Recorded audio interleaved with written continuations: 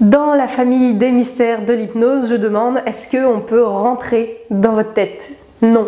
Qui en aurait envie? Si vous avez regardé la deuxième vidéo de ce programme de 30 jours, vous savez que l'hypnose n'est ni un don ni un pouvoir. Et donc, personne n'a le don ou le pouvoir de rentrer dans votre esprit pour faire des bricoles avec.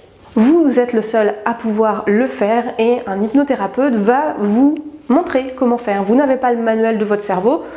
L'hypnothérapeute non plus, mais il sait un petit peu comment ça marche un cerveau et avec vos questions et votre objectif, vous allez pouvoir trouver un chemin pour aller là où ça se bricole.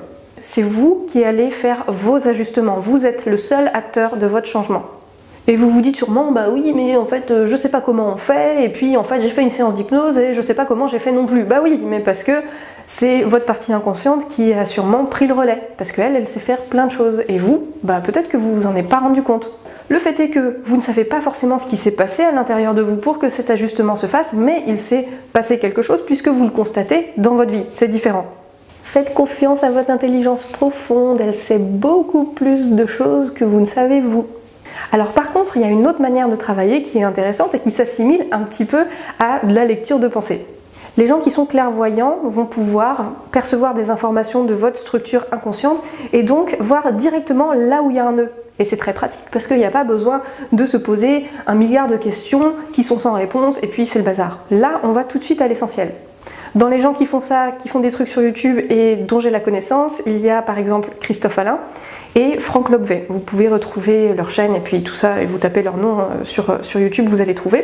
Alors Christophe Alain, moi je le trouve un petit peu moins accessible au grand public, mais voilà, il existe quand même et il fait des trucs bien. Mais là encore, il ne s'agit pas d'avoir un pouvoir sur qui que ce soit, parce qu'on ne va pas changer quelque chose que la personne ne voudrait pas profondément. On ne va pas changer de trucs fondamentaux qui ne doivent pas bouger pour en faire n'importe quoi. Personne ne va s'amuser à ça. Donc si vous avez l'occasion de travailler comme ça, eh bien faites-en l'expérience, ça peut être très intéressant. Peut-être que vous n'y croyez pas parce que vous ne croyez pas à l'hypnose non plus, mais là encore, faites-en l'expérience parce que il peut se passer des choses assez incroyables.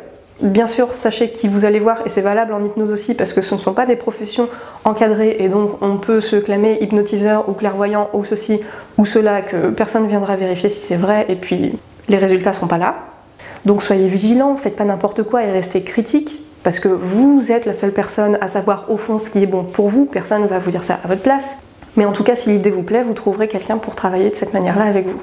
Si vous voulez commencer à vous bricoler vous-même et à prendre conscience de vos mécanismes inconscients et surtout de leur puissance, n'hésitez pas à télécharger le pack auto-hypnose pour faire vos débuts en auto-hypnose, et puis on se dit à demain.